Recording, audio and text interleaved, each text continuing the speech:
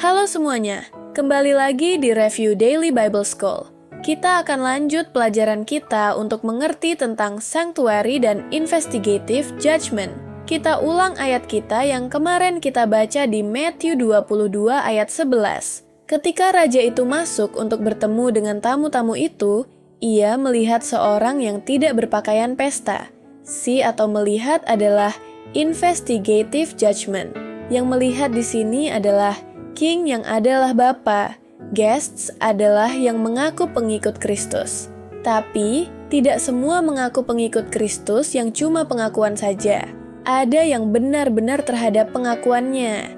Jadi, di penghakiman akan diungkapkan yang pengakuan saja dan yang benar-benar terhadap pengakuannya. Sekarang pertanyaannya adalah, ayat mana yang cuma pengakuan saja? John 15 ayat 5. Setiap ranting padaku yang tidak berbuah, dipotongnya, dan setiap ranting yang berbuah, dibersihkannya, supaya ia lebih banyak berbuah. Ini atau di dalam aku menjelaskan bahwa pengakuannya dia Kristen, tetapi pengakuan doangnya dijelaskan di ayat ini dengan kata tidak berbuah. Sekarang pertanyaan berikutnya, berapa banyak yang tidak selamat? Nggak sedikit. Dari mana saya tahu jumlahnya banyak yang tidak selamat? Karena jika sudah tutup pintu, kita akan bisa melihat bahwa yang di luar pintu lebih banyak daripada yang di dalam. Kita akan lanjut baca di Christ Objects Lesson halaman 307 paragraf 1. Perumpamaan dari jubah pernikahan membukakan ceritanya kepada kita yang mengungkapkan konsekuen hilang atau selamat yang sangat besar. Artinya, perumpamaan ini sangatlah penting sekali. Melalui pernikahan ini diceritakan persatuan antara nature manusia dan nature ilahi. Jadi, pernikahan ini pernikahan antara manusia dan God. Dan dia punya jubah pernikahan adalah melambangkan karakter yang semua yang harus miliki untuk menghadiri pernikahan ini sebagai tamu. Dan karena jubah adalah karakter, waktu ditanya, "Kenapa kamu tidak pakai jubah?" Sama dengan tanya, "Kenapa kamu masih ada noda dosa?" Jadi, waktu tidak boleh jual dan beli, dan ada orang lebih pilih makan, sehingga terima tanda binatang pada saat itu. Sehingga dia tidak perlu dihakim, karena memang dia tidak memakai jubah. Artinya, yang masuk di hari penghakiman adalah orang-orang yang tembus jual dan beli. Tetapi gagal waktu di saat the great final test, atau di close of probation, di mana di sini kedapatan, tidak ada jubahnya, di saat ujian ancaman kematian. Sedangkan ujian jual dan beli itu before the great final test. Sekarang kita akan baca di Christ Objects Lesson, halaman 310 paragraf 1. Waktu raja memeriksa tamu-tamu di pernikahan itu melambangkan pekerjaan penghakiman, dan dihakimi berdasarkan karakter atau jubah yang digunakan. Kita lanjut di Christ Objects Lesson, halaman 310 paragraf 2. Selama orang-orang hidup di bumi pekerjaan pemeriksaan, kehidupan orang yang mengaku Kristen sedang diperiksa di surga. Dan seperti zaman Nuh, semua sedang sibuk jual beli kawin, mengawinkan, tiba-tiba tutup pintu, dan semua dihakimi berdasarkan catatan yang ditulis di surga. Dan ayat yang menceritakan tentang buku yang ditulis di surga terdapat dalam ayat Maleakhi 3 ayat 16. Beginilah berbicara satu sama lain orang-orang yang takut akan Tuhan. Tuhan memperhatikan dan mendengarnya. Sebuah kitab peringatan ditulis di hadapannya bagi orang-orang yang takut akan Tuhan dan bagi orang-orang yang menghormati namanya. Di ayat ini bicara tentang dari salah satu buku, yaitu catatan perbuatan baik. Ada juga Book of Sin atau Iniquity, catatan yang jelek. Jadi ini tidak bicara mengenai the Book of Life. Artinya, malaikat mencatat kita punya karakter setiap saat, kecuali kalau sudah dikubur.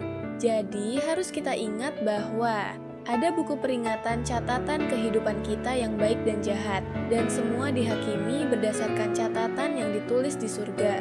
Dan sesuai kehidupan, setiap orang lah masa kekekalan sudah difix selama-lamanya. Dan kata lainnya adalah still, seperti di Wahyu 22 ayat 11. Sekarang kita lanjut di Great Controversy. 428 paragraf 1. Di perumpamaan Matius, 22 simbol atau bayang-bayang pernikahan diperkenalkan di sini. Dan investigative judgment harus terjadi sebelum pernikahan. Karena tidak bisa setelah pernikahan, tidak bisa dicek ada jubah atau tidak. Jadi, sebelum pernikahan harus dicek pantaskah untuk hadir di pernikahan atau tidak. Makanya, raja datang untuk memeriksa apakah semua yang hadir pakai jubah pernikahan atau karakter yang tanpa noda yang dicuci oleh darah Kristus. Dan semua yang pakai jubah layak untuk masuk kerajaan surga dan duduk di takhtanya. Dan pekerjaan ini adalah pekerjaan terakhir di sanctuary. Dan setelah itu ministry Tuhan Yesus di sanctuary selesai. Artinya investigative judgment harus sebelum pernikahan, yaitu persatuan divinity dan humanity, di mana akan diperiksa apakah memiliki jubah pernikahan atau tidak. Dan jubah itu karakter Kristus dan bisa dimiliki karena Roh Kristus berdiam di dalam manusia. Dan hal tersebut sama seperti di Genesis 2 ayat 7 yang adalah lambang pernikahan sebelum dosa saat penciptaan manusia. Tanah plus nafas kehidupan.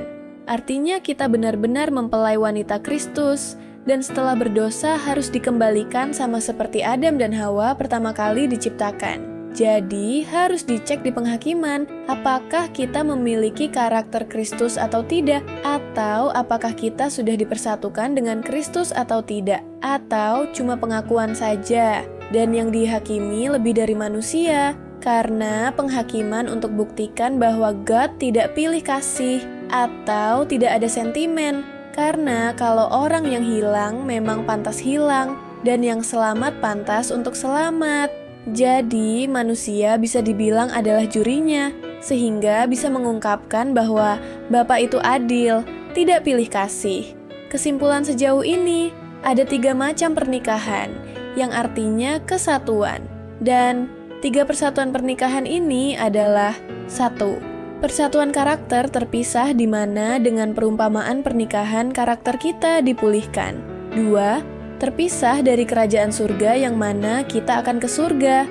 3. Terpisah dari dunia baru dan setelah persatuan terjadi, kita akan kembali ke bumi baru. Jadi, karena dikatakan the kingdom of heaven is likened unto the 10 virgins. Artinya, pernikahan adalah kalimat perumpamaan yang mana melambangkan persatuan 3 hal ini. Jadi, penghakiman harus terjadi sebelum pernikahan. Karena Tuhan punya perlakuan untuk orang yang hilang dan selamat sama sebelum penghakiman. Sehingga di penghakiman dibuktikan siapa yang selamat dan hilang, atau yang sudah melakukan persatuan antara nature ilahi dan manusia untuk memiliki jubah Kristus atau yang cuma pengakuan saja. Dan dari penghakiman mengungkapkan karakter God yang tidak pilih kasih atau sentimen, karena karakter God is love. Jadi, kesimpulannya yang tembus penghakiman adalah yang tembus seal 1 dan tembus di Great Final Test untuk mendapatkan the second seal. Biarlah setiap pelajaran ini membuat kita bersiap-siap untuk penghakiman kita masing-masing. Selamat melakukan persiapan. Tuhan memberkati kita semua. To God be the glory.